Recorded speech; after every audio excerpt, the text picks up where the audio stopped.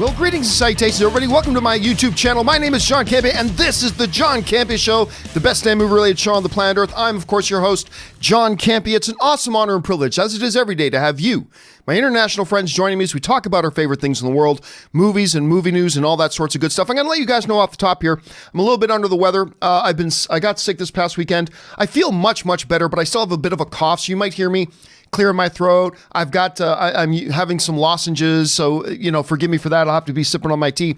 But besides that, I feel a lot better. So thank you for all your well wishes last night, guys. Hey, listen, gonna let you know, I am flying solo today. Apparently, Robert Meyer Burnett, who I got a message from at like 3 in the morning, apparently ate out last night, and whatever he ate did not disagree with him, because he was telling me he thinks he got food poisoning. So Robert is out today. So it's just you and me in an intimate setting, gathered around the fireplace of all the movie talk and goodness. And we do have a lot of stuff we're going to talk about here today. So let's not waste any time, and let's jump right into it.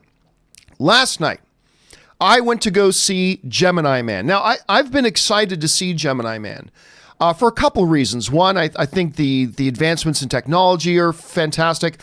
The high frame rate, this new digital high frame rate they're going to try, and I was very curious to check that out. Obviously, you got the director Ang Lee in there. Fabulous. I'm all excited. I thought the trailers looked great. Not everybody loved the trailers. I thought the trailers looked great. So I went off to go see Gemini Man last night. And here's what I heard going into it. Going into it, I heard from some people who had already seen it. Looks great. Action's good. Script is weak. And coming out of the movie, I've got to say, I basically agree with that assessment. Great looking film, terrific action, some cool dialogue here and there. It's an exciting film for the most part. There's times when it drags, but it does feel like it's a kind of a weak script. I said in my first reaction review coming out of the theater last night that it felt like it was the first draft of a script. You know what I mean? I mean, clearly it wasn't the first draft, but it felt like the first draft because it felt like all the good ideas were there. They just weren't refined. It felt like it needed 2 or 3 more passes on it to tighten it up, to sharpen it up, to refine it, to bring it more into focus. I just feel like, and I don't know what went wrong there, but it did. A lot of the dialogue felt sappy. The plot twists became very, very obvious and very, you could telegraph them coming from a mile away. And it just was kind of weak on that. Now, not terrible, just weak. That's all. Not pathetic, just a little bit weak. But for me personally, the action of the film, the digital advancements in the film, the way they used the young-looking Will Smith thing was honestly mind-blowing. Until, there's a scene near the end of the movie where the young Will Smith does not look good. There's one scene at the end where they've got the young Will Smith, and I'm like, why does this young Will Smith look awful compared to all the rest of the movie? Because all the rest of the movie, it looks fantastic. But honestly, all the good stuff for me outweighed the bad. So it leaves me at a place where I'm like, Gemini Man is not a must-see. Gemini Man is not a great movie. But for me, at any rate, it's a good movie. It's fun. It's got some classic action film tropes. Doesn't feel like a 90s action film. It feels more like a 2000s action film. Take that and interpret that as you will. But overall, it was pretty enjoyable. I walked out of the theater going, yeah, I'm glad I saw that. Not something I'm going to tell people you got to rush out to see. But if you've been so inclined to go and see Gemini Man, I would say try it. Will Smith is great as Will Smith and Will Smith. I love Mary Elizabeth Winstead. I love her. So she was actually quite good in the movie. To be honest, she was actually really quite good. I think she's going to be overlooked a lot because of Will Smith playing the dual roles and the fact of the technology. Let's talk about the technology just for a second. Again, the young-looking Will Smith, to me, looked fantastic. The scenes where they're fighting each other looked great. I thoroughly enjoyed all that stuff. I really, really did. Here's the one thing to me, and I was talking, Dan Merle and I were talking a little bit after the film was done, just for a minute. And we were talking about this high frame rate thing. You know that thing that you got to turn off on your TVs, the thing that makes a lot of modern stuff look like soap operas, it was a little off-putting. Because right from the beginning, all I could feel like was, I feel like this movie was shot on an iPhone. And maybe that's a good thing to some people. To me, it felt like I was watching a home movie. And now we've gone through this before. Like I remember when the Hobbit film was coming out and stuff like that, they did this high frame rate. Oh, this is even higher. It was a little bit off-putting to me. It was crazy sharp. I mean, there's no denying the image quality of it. It is remarkable. But, and maybe this is just because of what I'm used to. And that's a valid argument. But it didn't look like a movie to me.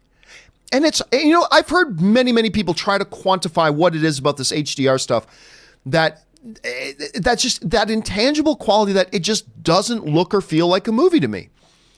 It looks and feels like something you shot on your phone. Incredibly high quality, crazy high quality, higher quality than normal movie stuff, but it just didn't feel like a movie to me. And as I'm watching it, I was like, okay, I'll get used to it in about 5 minutes. But 5 minutes came and went and I never really got used to it. I thought, okay, I'll get used to it in another 10 minutes. And then 10 minutes came and went and I never really got used to it. And then we got near the end of the film and like, I never got used to this. It didn't ruin the movie for me. Don't misquote me. It did not ruin the movie for me. But it was just something that was hard to get over. Also, unfortunately, the screening I saw it in, the press screening I was at, it was in 3D. So I had to bullshit 3D. I had to go in and put on, first of all, they go through all this work of making this incredible image. And what's the first thing they tell you to do? Here, slap this tinted film over your eyes, everybody. Oh! And you put on this ridiculous, cheap 3D tinted film glasses where there's scuffs on it you can't even clear off and blah, blah, blah. And it's just, well, so much for putting all that work and energy into making this great image. And then the very first thing you make me do is slap this stupid tinted film over my eyes. Great job, Einsteins. Anyway, so they made me watch the movie in bullshit 3D, added nothing to it whatsoever, not in the least. So you don't need to see this film in 3D. I will say that 99% of the time. So take that with a grain of salt. But yeah, at the end of the day, I got to say, I had a good time with it. I enjoyed it. What do you guys, now I know there have been some advanced screenings around the country. Have you guys had a chance to see Gemini Man? If so, what do you think about my take? Do you agree with some? Do you disagree with some of my other thoughts on it? What are your thoughts? Jump down in the comment section below and let me know what you think. All right, with that down out of the way, let's go on to this other thing off the top. Yesterday, we talked about how the Joker movie with Joaquin Phoenix, which I think is just remarkable. This new Joker movie broke the all-time October opening weekend box office record, beating out Venom. Venom was the previous record holder, and I think somewhere around $85 million opening weekend. Joker came out, smoked it with $93 million. Amazing. Well, as happens sometimes, remember the box office numbers that come out on Sunday are estimates. Now, the estimates are usually 99% accurate, but every once in a while when Monday comes, and we get the adjusted actual weekend numbers, sometimes that number will go up and down a tiny bit. Well, the Joker numbers actually went up a tiny bit from 93, to $96 million. Now, why is that significant? Well, there's a symbolic significance here because not only is it now the all-time opening weekend record holder for October beating Venom, but by being adjusted up to $96 million, it has now surpassed Justice League's opening weekend. Wrap your heads around that. Joker, with only one character, a known character, with only one known character, with no shared cinematic universe, with no Superman, Batman, Flash, Aquaman, Wonder Woman, Cyborg, Commissioner Gordon, you name it, Joker opened bigger than Justice League did. And I had a bunch of people messaging that to me the other day, yesterday, talking about that and saying, did you see it actually beat Justice League? And my first thought was probably like a lot of you guys, well, it's like, okay, who cares? But I do think there is some significance to this. And here's the significance I find in this. To me, as some people were looking at the fact that Joker just beat out Justice League for its opening weekend, some people believe that that is a testament, a further testament to just how disappointing Justice League was. That's what I see some people talking about. Some people are talking about how just yet again, another point made at what a disappointment Justice League was. A movie that should have opened to over $200 million, didn't even open to 100. A movie that should have flirted with $2 billion at the box office, barely crossed 600 million. And this is just another example of how flop that a Joker movie can come out, a solo Joker movie, and surpass it. And I can understand looking at it that way. I, however, personally disagree. I don't think that Joker making 96 million and surpassing Justice League is a further testament to the disappointment that Justice League was. And by the way, I like Justice League, but I don't believe that at all. What I believe is significant here is I believe that $96 million opening is more of a testament, not the only thing, just a big thing, that over the past 2 years, I believe Walter Hamada and the folks at DC have been working to rehabilitate and rebuild DC's reputation, DC Films' image, and DC's movie credibility with its audience. And I think that $96 million result of Joker is more of a testament of what they've been doing well for the last couple of years versus this is just an example of what they did poorly a few years ago. Because you think about this. I think part of the result of Justice League making 93 million was the fact that DC had put out a number of films in a row that, let's face it, was divisive. They put out a number of films in a row that a lot of the audience and a lot of the critics didn't like. Some of the critics, like this guy, did like them. A lot of the audience, like me, liked it. But there was a lot of audience that didn't like them and a lot of critics that didn't like them. And it just snowballed to the point that Justice League came out, a movie that should have been able to compete with Avengers, and it came in that low, relatively speaking. And I think that result of Justice League is a bit of a reflection of all the films that came before it, leading up to then the position that Justice League was in.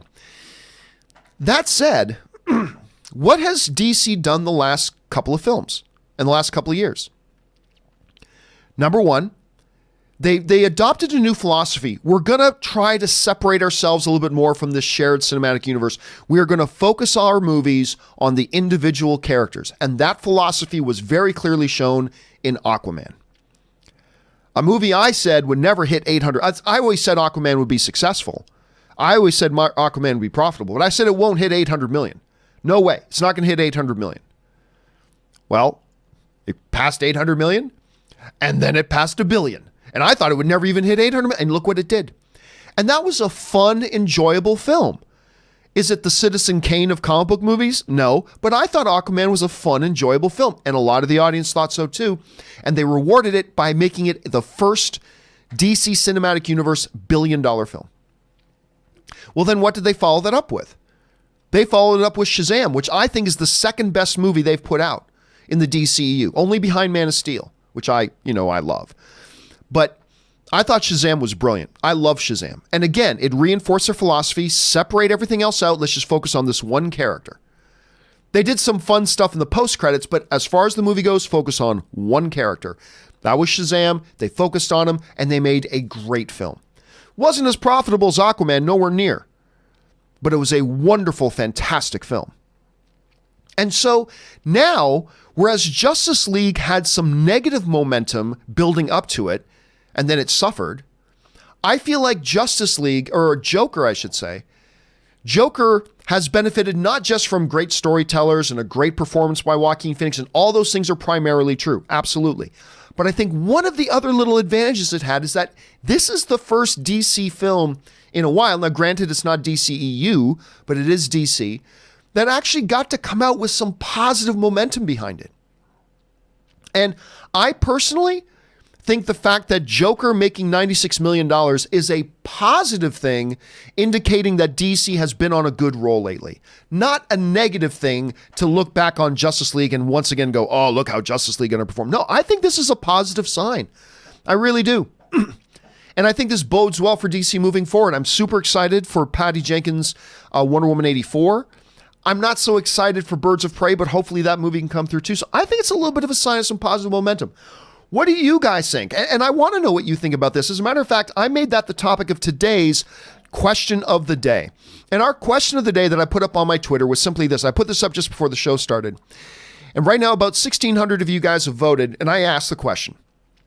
With Joker surpassing Justice League's opening, do you think that's more of an indicator of DC's gaining audience trust after the last couple of films, or another indicator of Justice League's underperformance? Now, you guys tend to disagree with me. 63% of you are saying you think it's another negative reflection of Justice League's performance, whereas 37% of you would tend to agree with me that it's more of a sign that audience is starting to, gain back a little bit of their trust for DC films.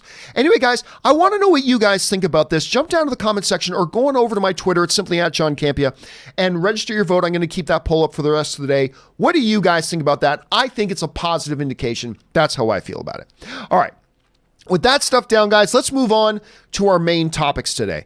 How do we select our main topics here for the John Campea Show? Well, it's really rather simple. See, you guys come up with them by simply going over to www.thejohncampeashow.com/contact. Once you guys get there, fill out the form with your topic or question, hit submit, and then maybe, just maybe, you might see your topic or question featured here on the John Campea Show. With that down, let's move on to main topic number 1. And our first main topic today gets submitted to us by Amir. And Amir writes, did you read the recent interview with Joaquin Phoenix where he mentioned where Joker character can go is endless? I love the movie, and part of it was because of the fact that this was a standalone movie and not a part of a bigger universe.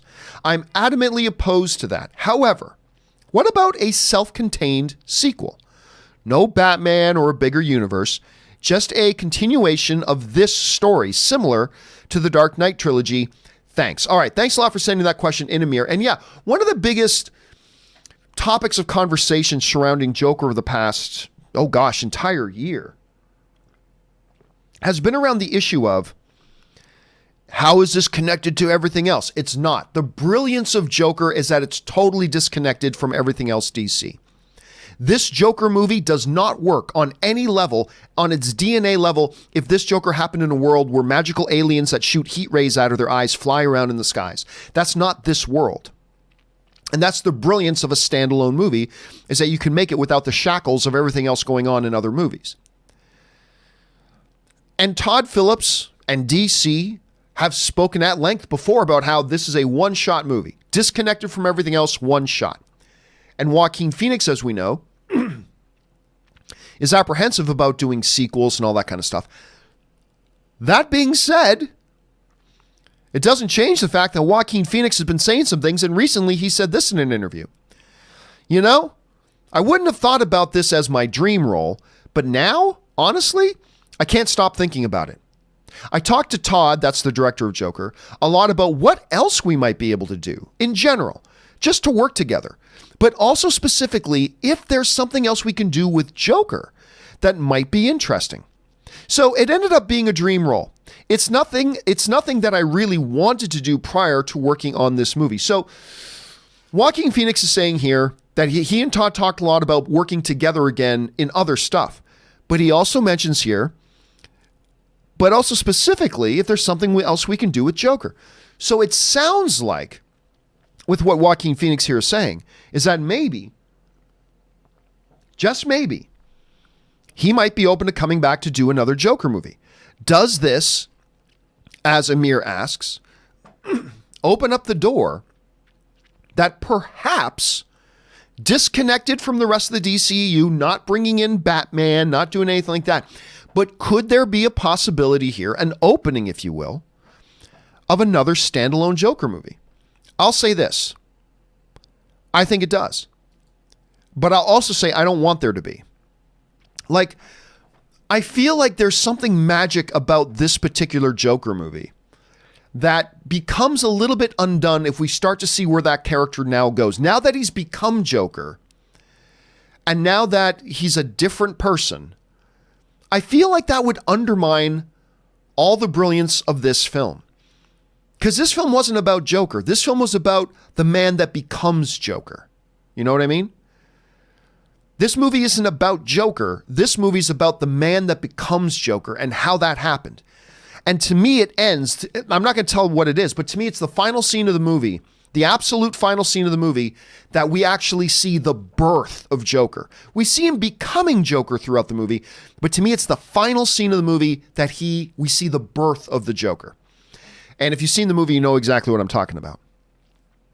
So I think with this movie making nearly $100 million opening weekend and Joaquin Phoenix making comments like this, it is possible. I never would have thought this before, but it seems like it is possible they could look at doing a sequel to it in its own standalone universe. I still don't want them to do it, and I still don't think it's likely. I would set the chances at about 25%. Maybe a 1 out of 4 chance that they do it, because when it makes that much money and Joaquin says he's open to it, you got to consider it a possibility, but I don't think the possibilities are high, and I don't want there to be, so that's my thoughts on that. Question is, guys, what do you think about that? After reading Joaquin's comments, seeing the financial results of Joker, do you think they could do a standalone isolated sequel? Or do you think, no, they're just going to leave well enough alone and move on to the next project? I want to know what you guys think. Jump down to the comment section below and let me know your thoughts. All right, with that down, let's move on to main topic number 2. And our second main topic today is sent in to us from Jeremy Walters, who writes, "Hey, John, I was wondering if you saw the recent comments from Edward Norton about his time as Hulk. Apparently, he wanted a darker take on Hulk. How do you think the Hulk films and the MCU as a whole might have been different if he had stayed on?" All right, thanks a lot for sending in that question, Jeremy. And yes, look, one of the big controversies around comic book films 8-9 years ago was the whole Edward Norton with Hulk thing. That was something that went south fast. For those of you who don't really remember, and there's a lot of details online you can find, and I won't rehash them all here. Edward Norton did his Hulk film. I like that Hulk film. I have a cameo in that Hulk film. Background. Anyway. But then things went south. He didn't do any of the promotion for it. Apparently, he was supposed to have more creative control. He didn't get it, and all this kind of stuff. It went south. The relationship went south. And then, of course, they ended up recasting him and got Mark Ruffalo to come in. And Mark Ruffalo's been great. But recently, Edward was asked about the stuff with the Hulk, and he said some interesting things. This is what Edward Norton said. He said, "I loved the Hulk comics. I believed they were very mythic. And what Christopher Nolan had done with Batman, I was going down a path so what Christopher Nolan did with Batman was going down a path that I aligned with. Long, dark, and serious. If there was ever a thing that I thought had that in it, it was the Hulk. It's literally the Promethean myth. I laid out a 2-film thing, the origin and then the idea of Hulk as the conscious dreamer, the guy who can handle the trip. And they were like, that's what we want. As it turned out, that wasn't what they wanted. But I had a great time doing it, and I got along great with Kevin Feige." That's from Edward Norton. Now, of course, things didn't end so copacetically between Edward Norton and the studio and Marvel. It went south. It went south. But it's nice to see everybody talking positively at it at this point. And I don't want to go into, again, pardon me, all the circumstances surrounding Edward Norton's departure. What, to me, I want to focus on here is this interesting idea about a 2-film story arc with Hulk that was going to be heavily influenced by Christopher Nolan's Dark Knight trilogy. Long, dark, all that kind of stuff. Now, listen, I like that Hulk film that Edward Norton did. And I love the Abomination. Abomination is a character I wish they had gone back to. It's still possible. They say he's in prison, so they could go back to him. Remember that. But this notion of going Dark Knight, being like more grounded, serious, all that kind of stuff with a giant green monster. I mean, how do you go more grounded with a giant green monster? Well, they found a way to do it with Wolverine, a guy who has metal claws pop out of his hands. So you could find a way to do it with Hulk. And I think that sounds fascinating. And you know what? I've always regretted, and again, don't get me wrong, I love Mark Ruffalo as Bruce Banner. I love Ruffalo in that role. He's great.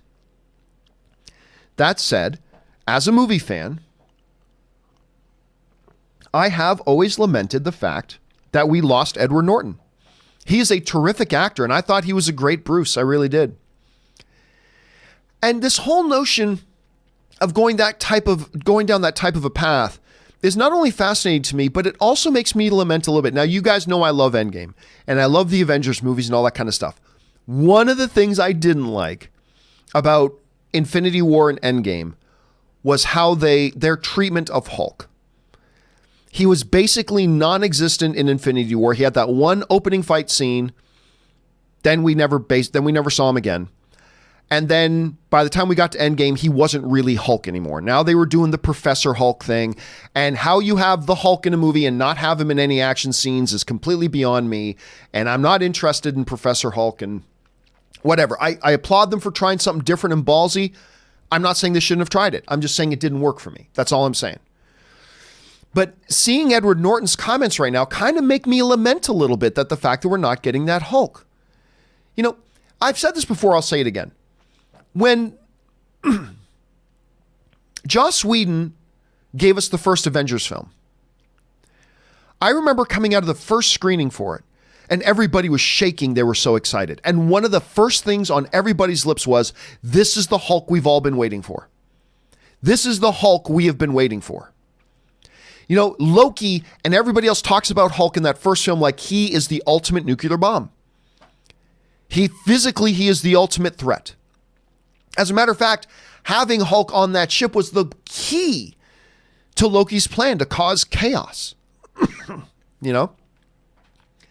That's supposed to be, and then by the time you get to the final two films, he's not even a consideration or a player. And I don't know if that's where Edward Norton saw them going. I don't know if that's what it was when Edward Norton said, I had this plan and they said they wanted it too, but then it turned out they didn't. I don't know. But it does make me lament that a little bit. Guys, you hear Edward Norton's comments on Hulk and what he wanted to do with it and kind of going a Christopher Nolan route. Is that something that intrigued you, or are you perfectly happy with the way that it went? I want to know what you guys think. Jump down to the comments section below and let me know your thoughts. All right, with that down, let's move on to our third main topic today. And our third main topic today is brought to us by Thomas Watterson, who writes, me and my wife were sort of divided on the new Lion King. I loved it as much as the original, but she didn't care for it. Did you see it's about to pass Jurassic World as the number 6 all-time box office movie? When all the dust settles, how do you think this quote-unquote live action, because it's not live action, it's animated, how do you think this quote-unquote live action remake will be remembered? Thanks, and bring on the filthy. All right, thanks for sending that in, Thomas. And yes, Lion King was easily one of my most anticipated movies of the year. Now, I had a little bit of nervousness about it, not because of Jon Favreau. He just did The Jungle Book, and I love The Jungle Book. The original Lion King is my all-time favorite animated film, so I wasn't nervous about any of that. But what I was a little bit nervous about is that outside of like the MCU, and for me, Star Wars, Marvel had, or Disney, I should say, had been putting out some crap the last couple of years. The new Mary Poppins, not very good. Dumbo, not very good. Nutcracker, not very good. Wrinkle in Time, not very good. And it was that Disney Studio stuff that they had been putting out, and they had been not, I mean, and in previous years, they had put out great stuff, but in recent years, their batting average has not been fantastic. Don't get me wrong, I'm not saying they're terrible, but they have put out some pretty questionable films. So I had a little bit of nervousness because of that. I saw Lion King. I loved it. Not as much as the original animated. It had some weaknesses, like the new song they put it, the new Beyonce song they put, it didn't fit in there at all. Didn't fit for me whatsoever. But for the most part, loved this film. But it wasn't as beloved as I thought it was going to be. It actually had some divisiveness around it, and because of that, I don't think it reached its full potential. But still, guys, wrap your heads around it. Take a moment, take a breath, and I really want you to appreciate this for a second. Because what Thomas is just saying is absolutely accurate. As of right now, it's in the number 7 spot, but the forecast says it's actually going to pass Jurassic World here eventually before it's done.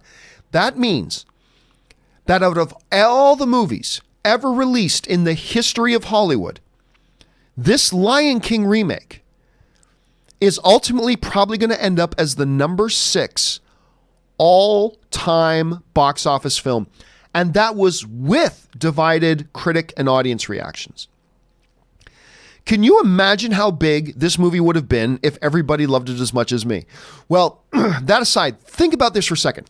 The only films, if it does crash Jurassic World like they're forecasting it will, the only movies in cinematic history that will have made more money than this Lion King movie are Avengers Infinity War, Star Wars The Force Awakens, Titanic, Avatar, and Avengers Endgame. And that's it. And that's it. No Spider-Man movie, no James Bond movie, no Superman movie, no Batman movie, you name, no Harry Potter movie, nothing has ever been bigger than Lion King other than a couple of Avengers films, a Star Wars film, Titanic and Avatar, and that's it. And I feel like, look, in today's chaos world where something new is happening every 5 minutes, I think sometimes momentous things happen that we don't stop for a second and go, whoa, let's appreciate what this is.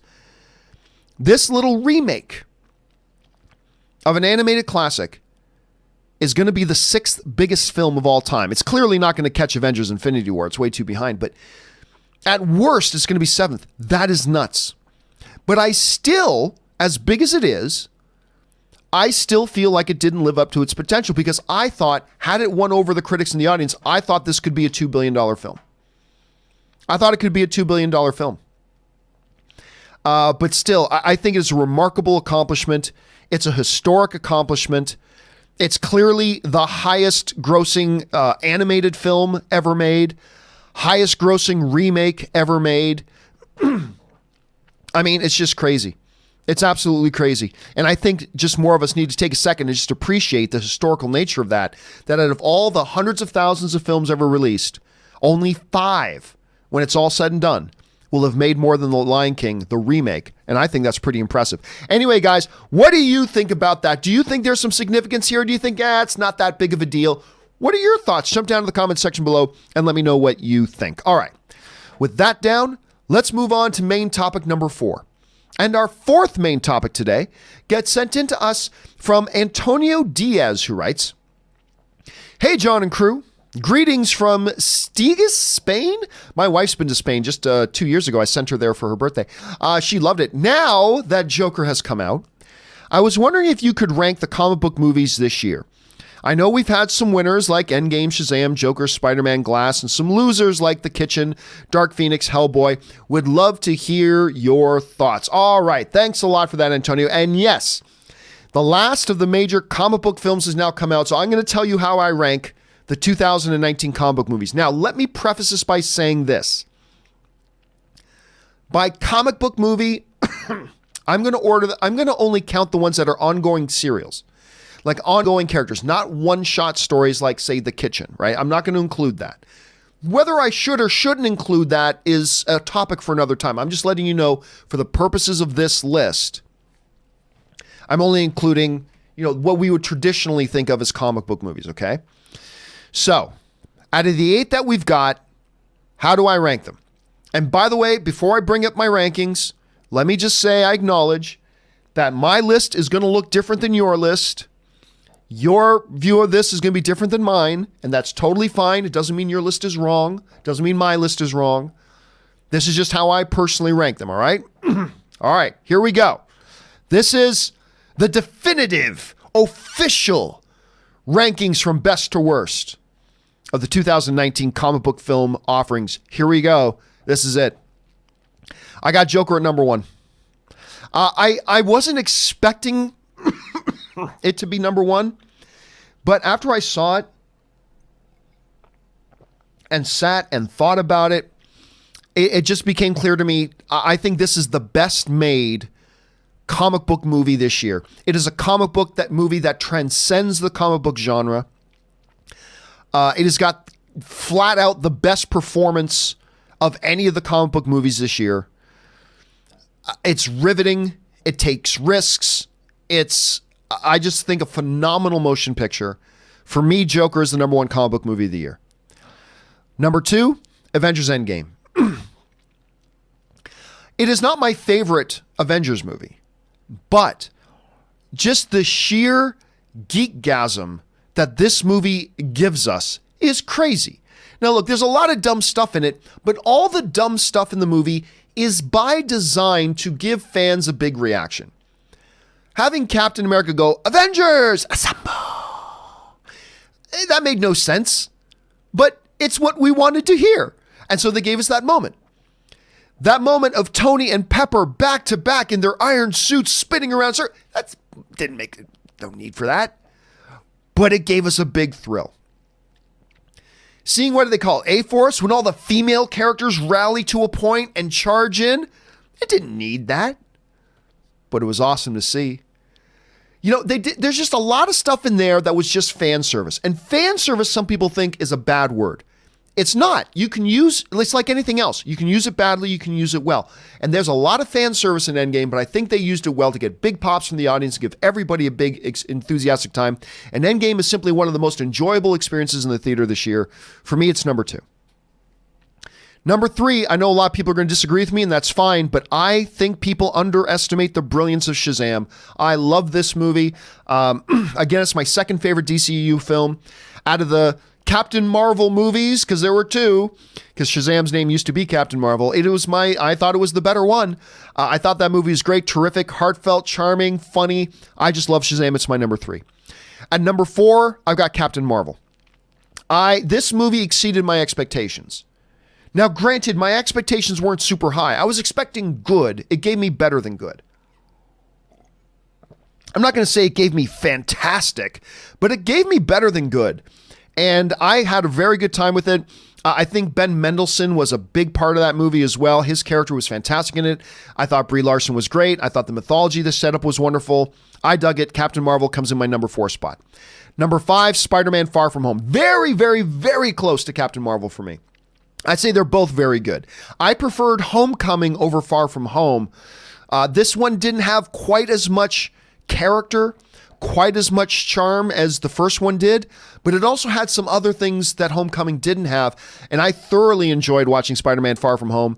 Probably easily the best post-credit scene ever in a Marvel MCU film. Absolutely fantastic. So Spider-Man Far From Home gets my number 5. Then we get into number 6. Now we're starting to get into the films that disappointed me. And there was Glass. Now, Glass, you may wonder, maybe I shouldn't have included that on my list because it's not a traditional, what we think of as a traditional comic book movie in many senses. I allowed it in on the list because it acts as if it's a traditional comic book movie. You know, it functions as if it presents itself like it's a traditional comic book movie. So I chose to include it on the list. And we can have a debate whether or not I should have included it on the list. That's fine. But for whatever reason, for my purposes, I included it on the list. Number 6. I did not dislike Glass, but I was not impressed with it either. I thought Split was a significantly better film. That said, James McAvoy's performance in this movie was even better than it was in Split, which carried the whole film. I really thought James McAvoy's performance in Glass carried the entire movie. Not a good film. I was disappointed with it, but not bad. Not bad either. Then we get into number 7, which I think is Dark Phoenix. Now listen, I don't think Dark Phoenix was the unmitigated train wreck that a lot of people make it out to be.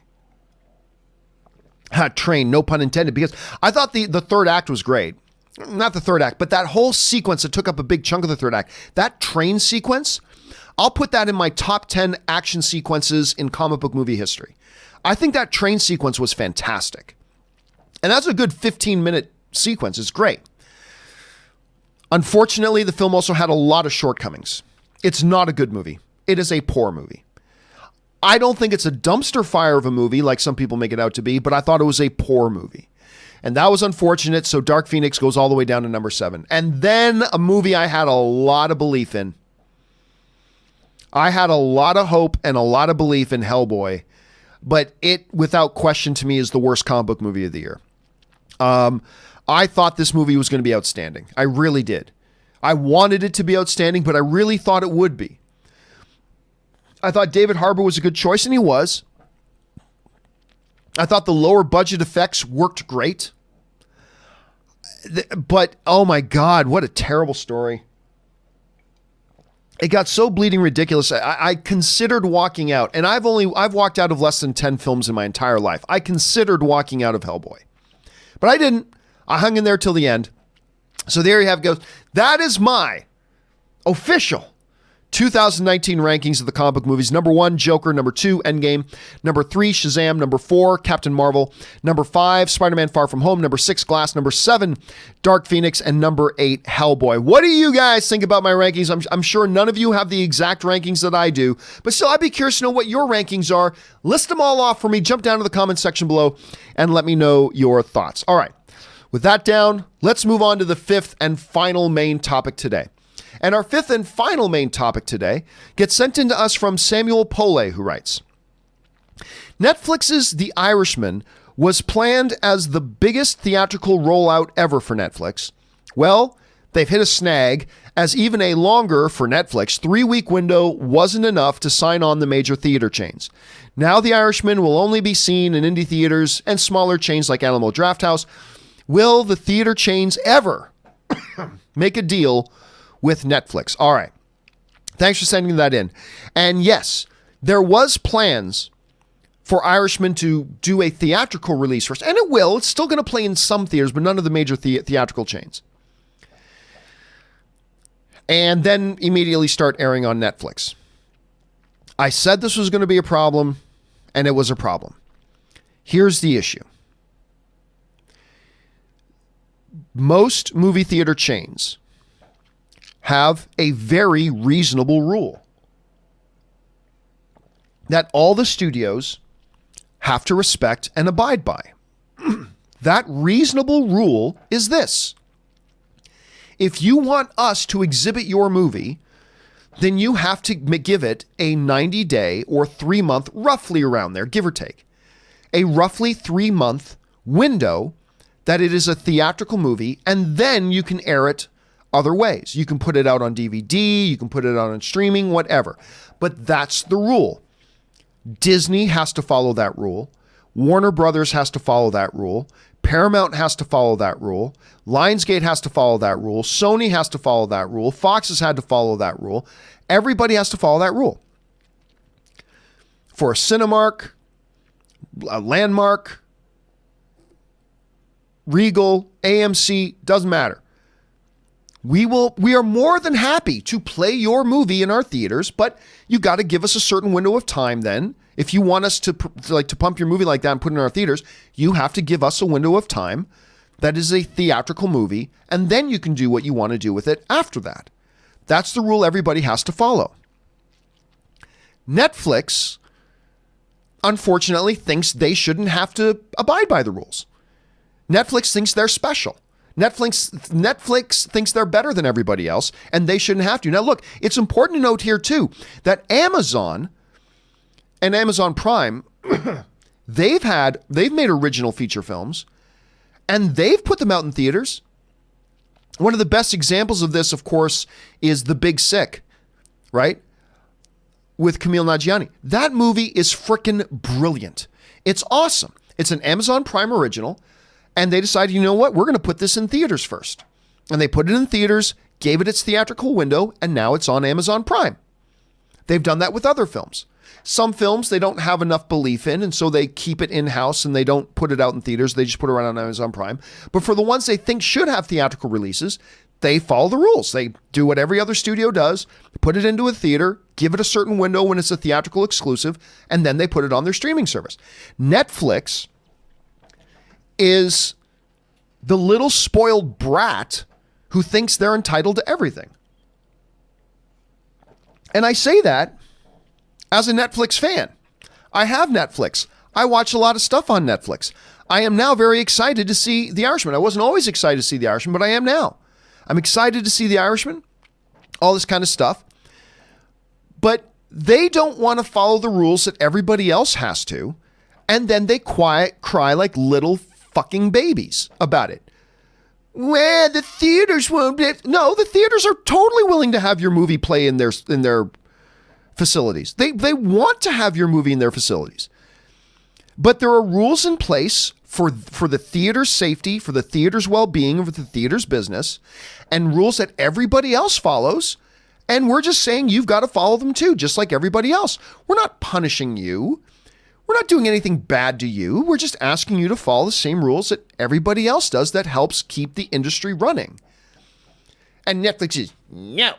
And that's fine if they just never want to bother looking at it, but they make issues out of it. And I don't know. To me, Netflix sometimes is a bewildering thing. I like a lot of their stuff. I've been a Netflix subscriber maybe as long as some of you who are watching this have been alive, depending how young some of you are. I have been a Netflix subscriber for that long, all the way going back to the early, we'll mail you DVD days. I've been a subscriber to Netflix. And I love them, but sometimes they're unmitigated assholes. And they just act like entitled little babies sometimes. But at any rate, I don't know that I would have gone to see this in the theater. I mean, I'm not going to go see this in theater knowing it's only going to be in the theaters for like a few days and then it's just going to be on Netflix anyway. I would have gone to the theater to watch this had they given it a real theatrical release. I would have gone. But I'm more than happy to sit down and watch it when it comes out. Anyway, that's just my thought on this. So you see, it's not about, the question is not, will the theaters ever make a deal with Netflix? Will Netflix ever stop being whiny little bitches and actually just go, yeah, okay, we'll follow the rules just like everybody else? Will Netflix ever stop going, no, we're special? Will they ever stop doing that? That's the question. And if they do, great.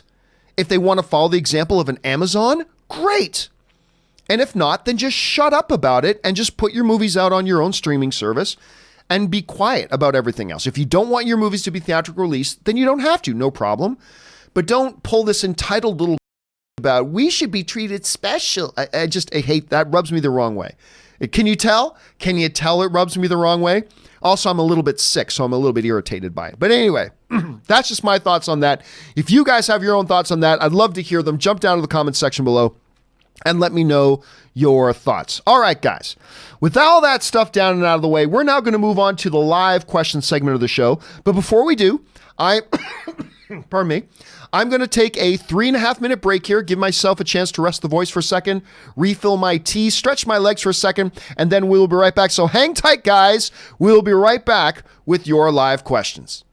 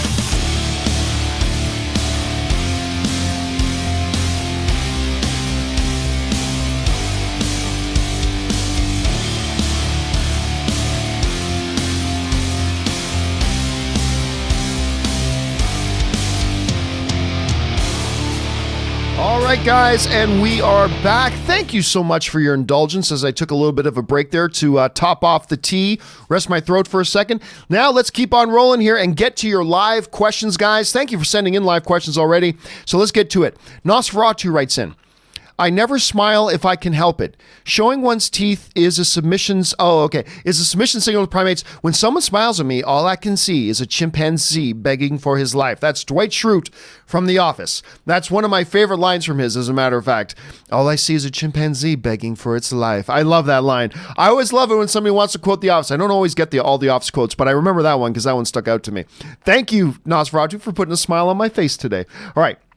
Hey Q writes, hey John, 2001 Space Odyssey versus Ad Astra. Well, one is an all-time classic, one is an absolute boring snore fest, so I'm going to take 2001 Space Odyssey for myself. All right, Angel Chang writes, so does Ant-Man hold the key to immortality? I mean, he turned both old and young. Maybe that's the key for the return of Captain America in the future. Thing is, they don't need an excuse. They can come up with any mechanism they want, which is both a good and a bad thing. But honestly, I mean, that could be one avenue, but they can make anything up in the world. They always do. They always do. But I don't think they put that in Endgame to give themselves an avenue to bring him back. Although he will be back, Angel. I have no doubt about that. Maybe 3, 4, 5 years from now, but he'll be back at some point. Okay, next up. Michael French writes, over under 15% Abomination is in She-Hulk. Ooh. I don't think it's likely, but 15's a really low number. I'll take over 15, probably under 25, but I'll go over 15 on that. That would be interesting. All right, Nathan Oswald writes, birthdays, Bella Thorne is 22, Bruno Mars is 34. That's an entertaining dude. Anyway, Nick Cannon is 39, Matt Damon turns 50, Peter Green turns 54, Sigourney Weaver turns 70. One of the biggest thrills of my career ever was meeting and getting a chance to talk and interviewing Sigourney Weaver. I was like trembling. It was awesome. Anyway, Chevy Chase, the great Chevy Chase is 76, and Paul Hogan, it turns 80 years old. Crocodile Dundee himself is 80 years old. That's crazy. Oh my God, that's crazy to think about. But then again, when he did Crocodile Dundee, he wasn't like 21 years old.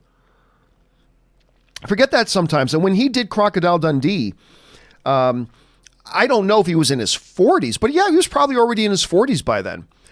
God, that's a movie I haven't watched in a long time. The original Crocodile Dundee. I got to go back and watch that sometime. All right. Thanks for adding that in there, Nathan. I love it. All right. This is a placeholder name writes, thoughts on Runaways season 3 trailer. Haven't seen it yet. I love the Runaways. I've really liked the first 2 seasons, but I haven't seen the season 3 trailer yet. Tom Gillard writes, over under 25%. Jesse dies in El Camino. Again, I don't think it's likely, but 25% is too low of a number for this type of a series. I'm going to go over 25%. Noel Nguyen writes, Joker was a great film, top 5 of the year for me. The score was great and most of the soundtrack, but Rock and Roll 2 felt tonally off to me. Was Rock and Roll 2 a name of a song in there? If so, I missed it, Noel. That said, though, the film was such an inspiration that I've started writing songs again, and the first song is entitled A Descent into Madness. Well, look, if you're going to come out of a movie like Joker, and you're going to write yourself a song entitled Descent into Madness is probably a pretty good one. That's probably a pretty good one. So you might want to, I totally encourage that. Okay, let's see. Noel Nguyen also writes, Robert Pattinson to compete in lead actor category for his performance in The Lighthouse. Batman has to compete in best actor category if he has any chance of defeating his arch enemy, the Joker. We'll see. I mean, I haven't seen The Lighthouse yet.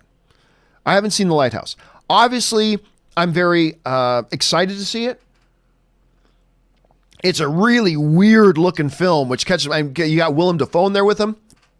So I don't know. It would certainly be something if Robert Pattinson could get an Oscar nomination this year to roll the momentum into Tenet, which he's in for Christopher Nolan, and into his upcoming portrayal as Batman. If he could pick up an Oscar nomination this year, that'll blow the excitement level for like Batman and stuff like that right out off the roof. It'd blow it right through the roof, man.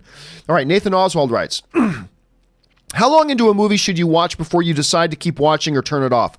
20 minutes, 30 minutes. It depends. If I'm in a theater, I try to at least give it 45 minutes. And I've only walked out of a handful of movies in my life. I very, very, very rarely will walk out of a movie. But those times where I feel like this is a movie I feel like I just need to walk out of, I will try to, at the very minimum, give it 45 minutes. Now, if I'm at home and watching it, then my tolerance level is much shorter because I'm just a click away from watching something else, right?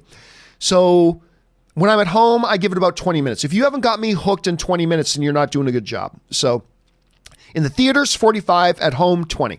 The McDougal Bugle writes, in Terminator 6, they can bring down Skynet by digging up 2009 tweets. Yep, it's true. It's so true. In 2009, Skynet tweeted, yes.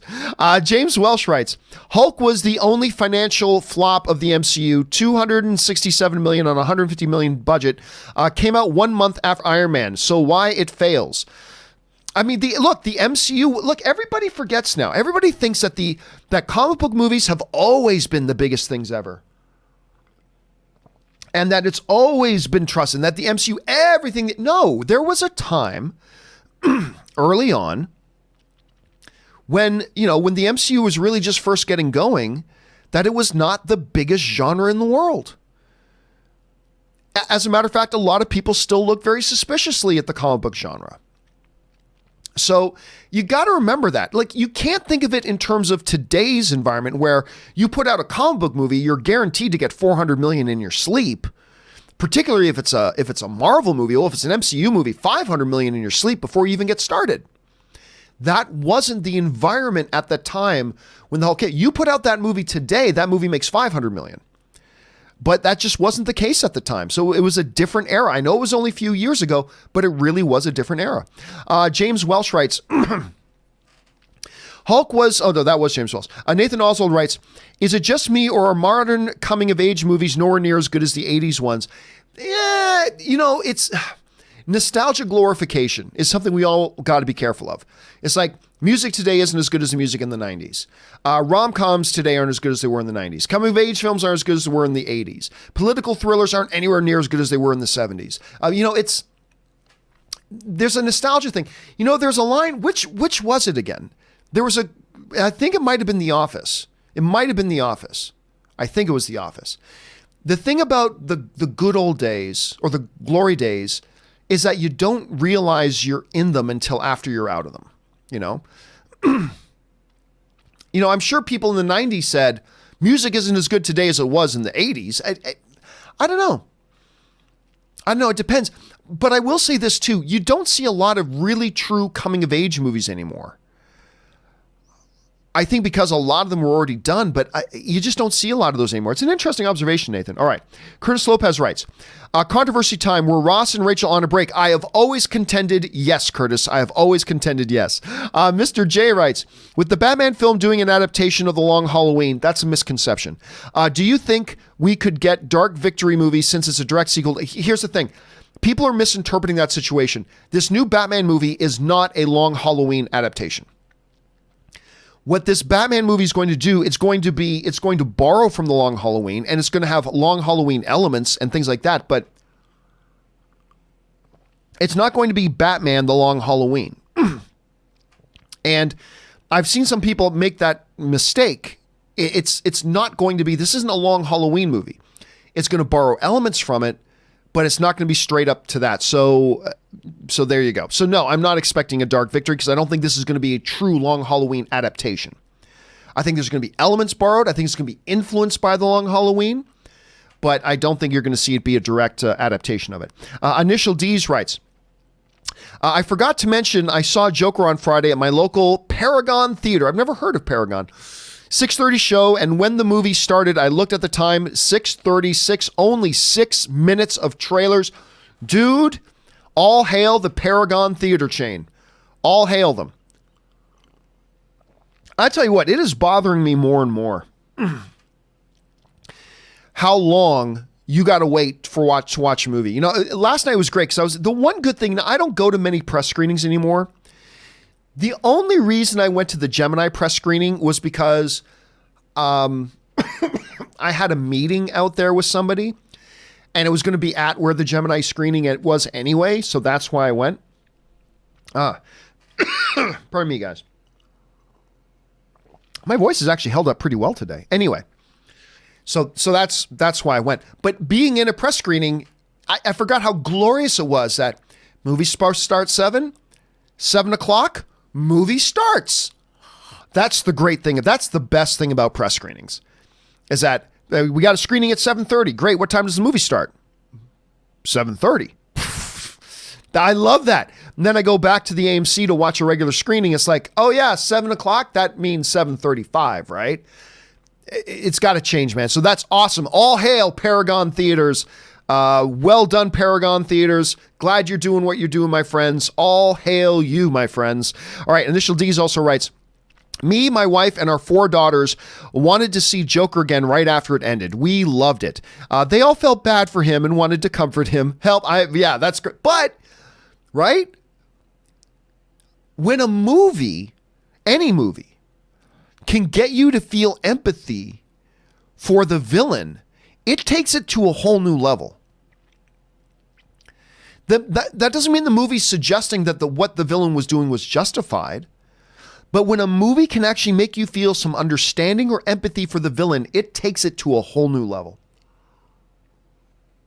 You see, us rational human beings, we can watch a movie like Joker and feel empathy for the character, but also realize we're looking at a story from his point of view and he's an evil lunatic. Ba-bum.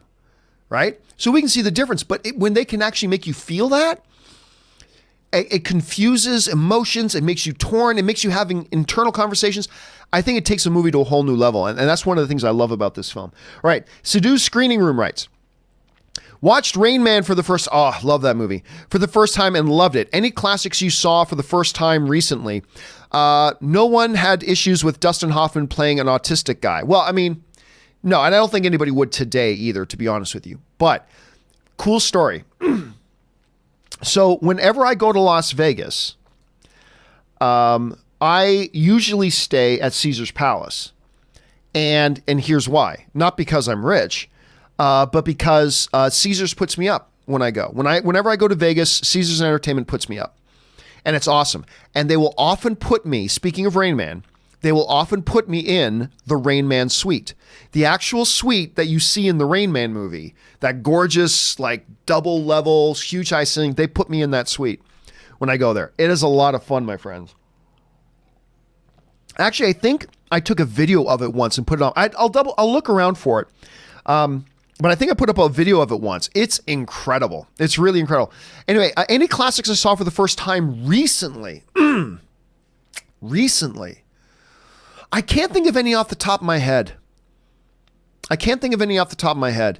But yeah, it's great. It's funny. A Dustin Hoffman and Tom Cruise film. See, when I think classic, I think much older. I think Lawrence of Arabia. I think Citizen Kane. I think Ben-Hur. I don't generally think of a movie starring Dustin Hoffman and Tom Cruise, but hey, to each their own. Okay, Ryan Lohner writes, Mark Maron called BS on Todd Phillips' woke culture line, and it's beautiful. Yeah, no, he disagreed. I wouldn't say he called BS, but he disagreed with the comment. I read his statement, as a matter of fact, and I liked Mark Maron's statement. I did. I liked it very much. And I thought he made sense. Like, there are things you cannot do anymore, but there are still things you can. And that was basically Maron's argument. And it was a nice comment. I liked it. Frankie Gouge writes, saw Batwoman, decent, needs to come into its own. I still haven't watched it, but you know what?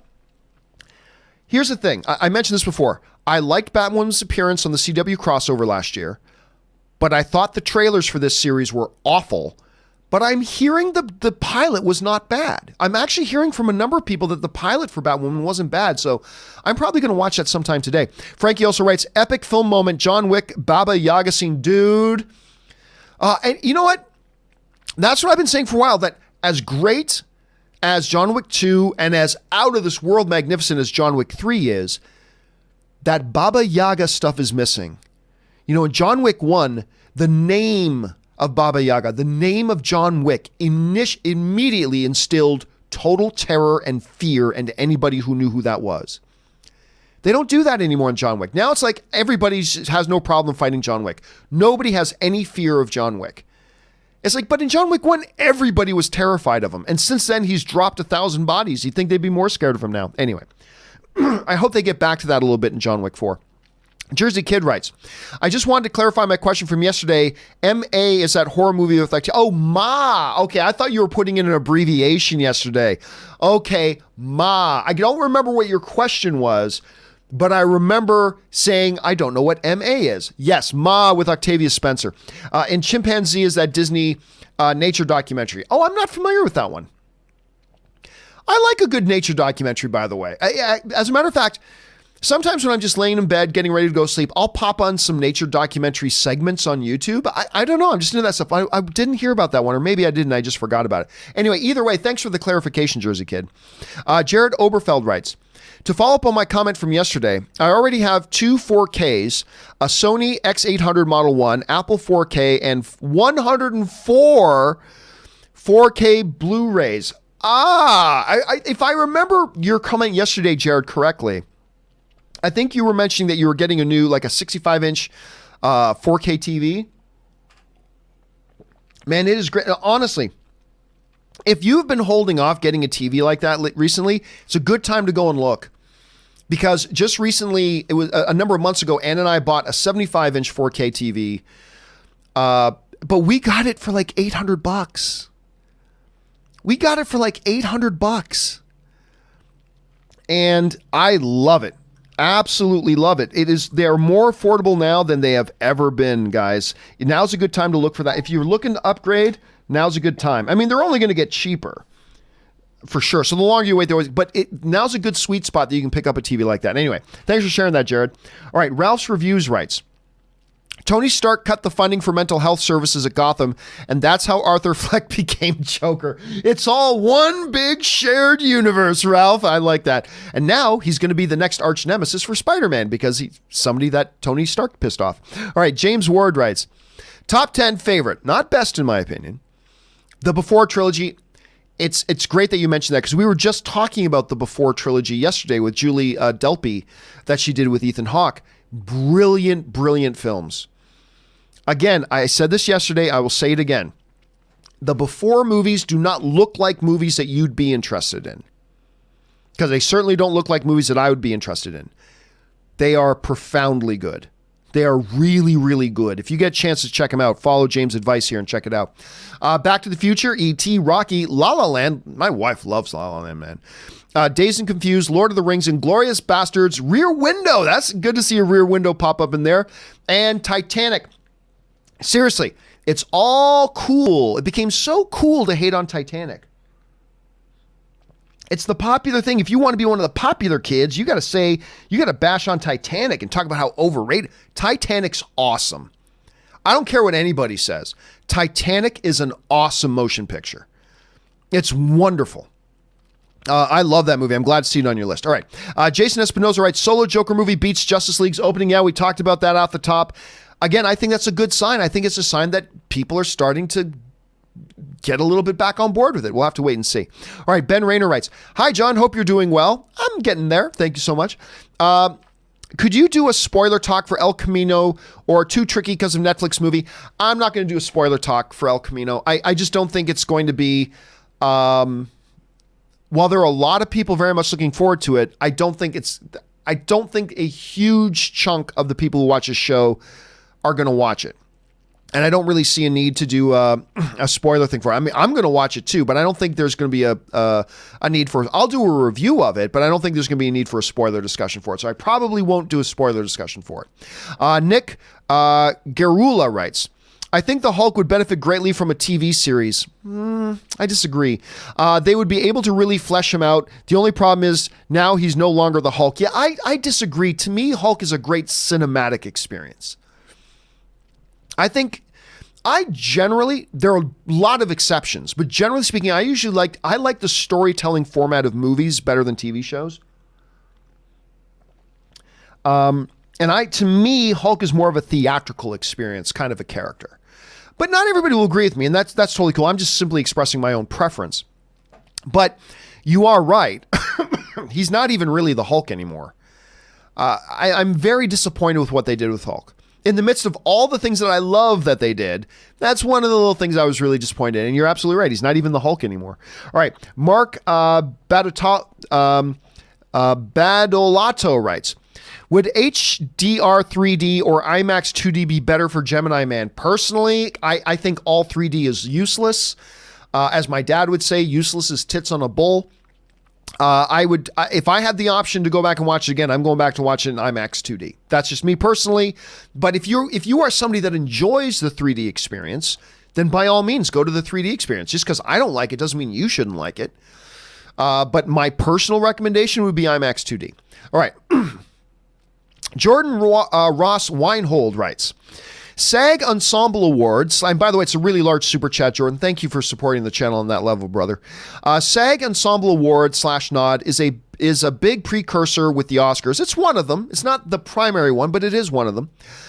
I don't think it'll hurt / help Joker's chances with the Academy, but do you think Joker has a strong ensemble, and do you think it could possibly get an ensemble nomination at SAG? Okay, so those of you who don't know, first of all, SAG is the Screen Actors Guild. It's the union that all the actors belong to, okay? And then every year, the SAG have their awards, where they award for acting. Their big award, which is kind of their version of the Best Picture Award, is the Best Ensemble. That's kind of their version of Best Picture. Is Best Ensemble. Do I think Joker has a shot at that? No chance in hell. It doesn't get nominated. And that's not a negative thing about Joker. It's just that Joker is not an ensemble movie by any stretch of the imagination. That movie is a one-guy movie. It's Joaquin Phoenix. I'll tell you what, I am hard-pressed right now to think of a single scene in Joker that Joaquin Phoenix isn't in. I can't think of a single scene that he's not in. I can think of a couple of shots that he's not in, but I can't think of a full scene he's not in.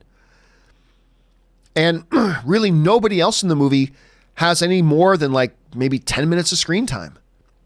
So I really don't think that when you look at it in that terminology, I really don't think it has a shot at best. I think Joaquin Phoenix could very well win the SAG Award for Best Actor, but I don't see it having a shot at something like Best Ensemble. I don't see that being the case here. Jordan Ross also writes, by the way, love the show. You guys rock. Thank you so much, Jordan. Thank you for being here. And by the way, guys, thank you so much for your patience with me. Like, I know it's irritating to hear a guy constantly clearing his throat and coughing and having to have halls and sipping on tea cons. I know that's an irritant, and I'm so grateful that you guys are patient with me. And look, I'm not going to lie to you. You're going to have to be patient with me for at least 3 or 4 weeks. This happens to me every year. I get deathly ill for a couple of days, and then I feel totally fine, but the cough and the congestion hang in there for like 3 or 4 weeks. So it's going to be like this for a while, but thank you guys very much for your patience. You guys are awesome. And thank you for those kind words, Jordan. I appreciate it, man. All right, ZMG Ruler writes, any thoughts on Snyder's Martian Manhunter plans? Who cares? It's a bygone movie that's done. I really don't care at this point anymore about, I was going to make the storekeeper in that one scene. He was going to turn out to be the return of Jor. I don't care anymore. I really don't. O+98 writes, could the Joker be as divisive as Batman versus Superman? No, it's really not. It is the majority of the media like it. The majority of the critics like it. The majority of the audience likes it. Nah, and not everybody does. Not everybody does. For sure, not everybody does. But it's nowhere near Batman versus Superman level. By the way, I like Batman versus Superman. Just saying. Sir Ivan Bennett writes, what's up, John? Been having a debate with my friend. Did Joker... No, I want to make sure this isn't a spoiler. All right, I'll allow it. Did Joker actually kill that character? I say yes, but my friend said he would have let them go the same way he did that other one go. Thoughts? Oh, yes, he killed that character. Yep, that's all I'm going to say. I'm not, I obviously, for obvious reasons, Sir Ivan, I can't go into that. I can't elaborate because I don't want to hint at any spoilers for people. But yes, he killed that character. To me, there's no doubt. Marie Seifring writes, when I checked this morning, Lucy in the Sky had a 27% of Rotten Tomatoes with 74 reviews. Ouch, what a waste of talent like Natalie Portman, John Hamm, and Zazie Beetz. Yeah, this was a movie that was originally called Pale Blue Marble. I think it was what it was called, Pale Blue Marble or Pale Blue Dot, one of the two. And look, you can tell from the trailers that this is a risky, experimental kind of a movie. You can just tell that from the trailers. And listen, when you take risks, like everybody says they want filmmakers to take risks, but they also want them to do stuff that works 100% of the time. I'm sorry. If you want somebody to take a risk, you're going to have to accept that taking risk means a lot of failure is going to happen. So don't give people too much crap for failing when they were taking a risk, when we all scream that we want filmmakers to take more risks. You can tell from the trailers from Lucy in the Sky, this was a different kind of a movie. This was an experimental, risky kind of a movie. And it looks like it's not holding up for a lot of people. And that's unfortunate. I was at least very curious about it when I remember like a year ago reading about the project and what the whole synopsis for it was. I thought it sounded really interesting, but then I thought the trailer just looked a little bit too trippy for me. But I haven't seen the movie yet myself. It is unfortunate, Marie, because obviously we love Natalie Portman, love John Hamm, love Zazie Beetz. So it'll be interesting to see how this one actually turns out when I actually get a chance to see it. All right. Robert writes, Toy Story 4 finally tops Toy Story 3 in the box office. I didn't notice that yet myself. That's interesting if it finally topped that. Look, I still prefer Toy Story 3, but Toy Story 4 was wonderful. So good. But Toy Story 3 is still my personal favorite. Ben Rayner writes, isn't high frame rate always in 3D? It does not have, no. You can make a high frame rate in 3D, but high frame rate does not require 3D. To the best of my knowledge. I think they've just mixed that in, but I do not believe high frame rate requires 3D. No, not at all. As far as I know. Captain Kirk Diggler writes, I had my first experience with fanboyism yesterday. I asked my coworker if they saw Joker, then went downhill as they brought back memories of Snyderverse. They said Marvel is better than DC. I was being very nice and accepted their points, but in their argument they said DC makes dark films, neglecting Aquaman, Shazam, and I felt the way you felt about Star Wars. It's sad how people will not forget about the Snyder DCEU.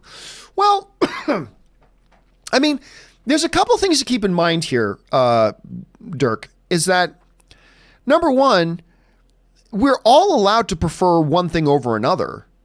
Look, if somebody thinks that the Marvel films are better than the DC films, great.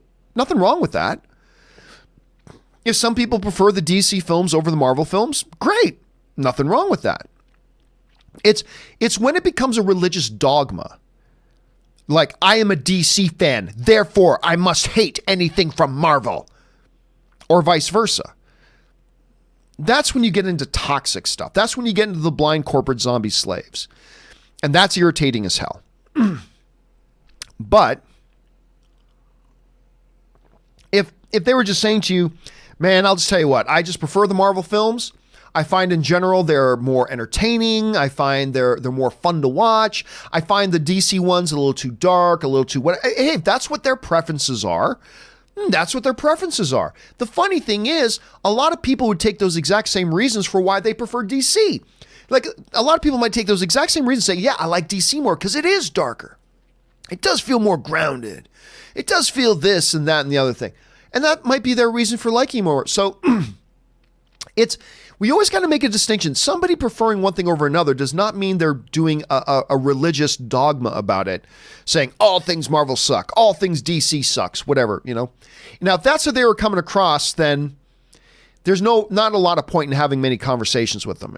If they just have a religious dogma about it, then there's no point in having conversations with them when it comes to this stuff, because you can already guess what they're going to say. But if it's just a matter that they prefer one over the other and they generally feel one way about one set of films and another way about another, so there's nothing wrong with that. That's film fandom. That's how we all say. So I guess it all depends, Dirk, on what the tone of your coworker was. It all depends on what the tone of the coworker was. But it is always disappointing when you're getting into a film conversation with a new person. You're like, yeah, a new person to talk movies with. And then you realize, holy crap, this person is an extremist. This person is a religious dogma when it comes to Marvel or DC or Harry Potter or Star Wars or whatever. That takes a lot of the joy out of it. It does. Never be one of those people, guys. Never be one of those people. Anyway, Thanks for sending that in, man. I appreciate that. Okay. Next up, let's see. Mr. J writes, with Leto or Phoenix unlikely to play Joker again, do you think we could have a break from the Joker within the next 5 to 10 years? Thank you. That's possible. I mean, it's also possible. I wouldn't put it by James Gunn putting Joker into his Suicide Squad too. Listen, I don't know why people complain about, oh, I'm getting tired. Why? Joker was in like 3 movies. In the last, 11 years? Joker's been in like 3 movies. You know how many movies Captain America was in? A lot. You know how many movies Iron Man's been in? A lot. It's not that we get tired of the character. I think we just want to get a character we love. And I think there's a lot of people who don't like the Jared Leto Joker. I personally do. I just think they misused him. But I think the Jared Leto Joker was actually really fascinating to me. But I think if people had loved Jared Leto's Joker, there would be no questions about, oh man, we need a break from Joker. No, they'd be, give us more. Give us more Joker. And I think it's about whether they do it well. So it all depends. But I could see James Gunn putting, I'm not saying I have any insider information, I don't. I'm just saying I could see James Gunn throwing Joker into Suicide Squad 2. Weapon X writes, hey John, how and when do you see the MCU ending? It's impossible to say at this point. Obviously, right now, they have no ending in sight. So it's at this point, completely impossible to say. Weapon X writes, thoughts on Collider's one-sided opinions? I have, nope. Listen, I am simply going to say this. I think I still think there are a couple of very, very talented people over there. And yeah. That's you're not going to drag me into that. Keith Lamoureux writes, should Netflix open up their own theater chain? No, because they know that's not feasible. That's a very expensive endeavor, and they know how hard it is, how expensive it is, and how hard it is to have a theater chain. It's ridiculous. And the moment, if they ever tried it, they would realize why there's that 3-month window that everybody else wants. Netflix simply can't afford to do it. They can't afford it. Way too expensive. Father of a Legend writes, hey, John, just watched Batwoman and I surprisingly enjoyed it. That's what I'm hearing. Pleasantly surprised, but that's what I'm hearing. And I surprisingly enjoyed it. I'm really curious to find out why Batman disappears from Gotham. Dude, I wanted to, when they had Batwoman show up in the CW crossover last year, I was instantly listen, I liked the character. And I liked the mythology that started set up, that Batman suddenly disappeared. So did Bruce Wayne. Nobody puts 2 and 2 together. But anyway, I was fascinated. I just thought the trailers for this season sucked. But I've been hearing from more and more people, Father of a Legend, that they actually really did quite enjoy, maybe not the best thing, but they enjoyed the Batwoman pilot. So I'm going to watch it today. When I'm done the show, I'm going to go down. I'm going to check it out today. Samuel Phoenix writes, why is Mary Elizabeth Winstead so underrated? Good question. Listen, I think a part of it is that she's never been able to be the lead in a film that really took off. Like the last movie I remember, and I could be wrong about this, but the last wide release Hollywood movie that I think they gave her to lead was the Thing remake. I think that was the last one. That was years ago. And that movie wasn't super well received and it didn't do super well at the box office. So I think she's always kind of been relegated. Even in the upcoming Birds of Prey, she's a secondary at best. I mean, that movie is a Harley Quinn, Margot Robbie movie, right? But she shouldn't be underrated because she's great. I love her. All right. Batch220 writes, I hear a lot of people saying stuff about movies like, I saw that coming a mile away. I only had this once in my life. Am I missing something? Well, no, it all depends on the movie that you're watching. I mean, most movies, you don't see things coming from a mile away. Unfortunately, sometimes movies make certain things obvious, and you do. And that's unfortunate. And that's not on you, that's on the movie. So no, man, that's great. If you're the type of person who can just get so into a movie, you're not trying to think what comes next, then that's a good way to watch a movie. That's a good way to watch a movie. Then there are some of us who just have this overactive head and we're just like, okay, what's going to happen now? Instead of just living in the moment of the movie, a lot of us try to think 3 steps ahead and then we can call shots. But I personally prefer your way of watching. Just live in the moment of the movie, let the movie unfold the way it's going to unfold, and just appreciate for what it is. So I don't think there's anything wrong with you, Bats. I think there's something right with you, as a matter of fact. Anyway, Nat Zegri writes, F. Mary Kill, Helen Mirren, Judi Dench, Maggie Smith, not going to play that game. Anyway, let's see here. Insane Murdog writes, the Cinemagic I go to never plays more than 3 trailers for IMAX showings. Really? I don't know what Cinemagic is. I'm going to assume that's a theater chain of some sorts. Hey, again, listen, that's awesome, because I honestly think the amount of time, and I've said this a lot lately, that elapses between when a movie is supposed to start, when they advertise it will start, and when it actually starts is unacceptable. It's absolutely unacceptable. And it's got to change. So I love hearing stories like that. I love hearing stories that there are cinemas that are really minimizing that, and I think that's great. All right. Captain Dirk Diggler writes, get well, John. Thank you so much. Again, I'm feeling much better. I am feeling a hell of a lot better. It's just going to be a few weeks before I can get over the cough. That's all.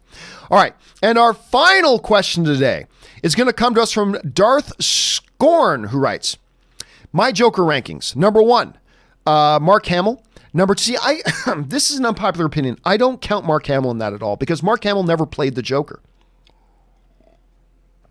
He never played the Joker.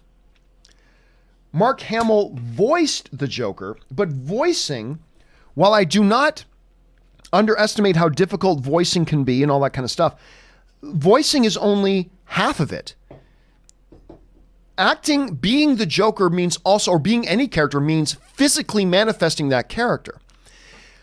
And I don't count it, I'm not saying it's not a difficult thing to do, but I count it as a different thing between an actor who actually has to physically manifest the character versus a guy who goes into a sound booth, puts on some headphones, and reads some lines into a microphone.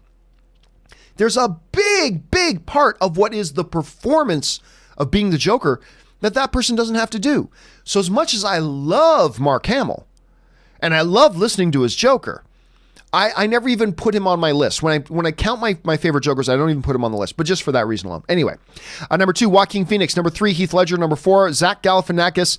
Of course, he was the voice of the animated Joker, I believe, in the Batman Joker movie. Number 5, Jack Nicholson. Number 4, John DiMaggio. I don't even know who that is. Number 7, Michael Emerson. Number 8, Jared Leto. Number 9, Cesar Romero. So you got a number of animated guys. I wouldn't count the animated guys personally, but that's just me. That's just me. So I appreciate your list though, dude.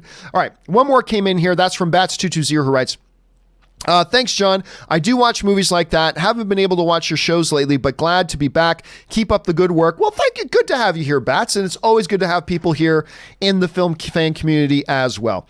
All right, guys. With all that down and done, that will wrap up today's installment of the John Campea Show. Thank you so much, guys, for being here and being a part of the community. Send some get well messages over to Rob. He got some food poisoning. Robert will be back tomorrow, as will I, for tomorrow's installment of the John Campea Show. I'm going to watch the debut episode of Batgirl. I'll probably drop my thoughts on that a little bit later. Hope you guys have a fun, wonderful day. Thank you to all of you guys who sent in questions, not just because you gave us fun stuff to talk about, but also because you supported the channel along the way. Also, guys, for those of you who are Patreon supporters, about 15 minutes after I wrap up the show, I'm going to be jumping over to the Discord server for us to have a John Campea Show post-show chat. So if you guys are around and interested, that's where I'll be. About 15 minutes or so after we end the broadcast, I'm going to jump in there as well.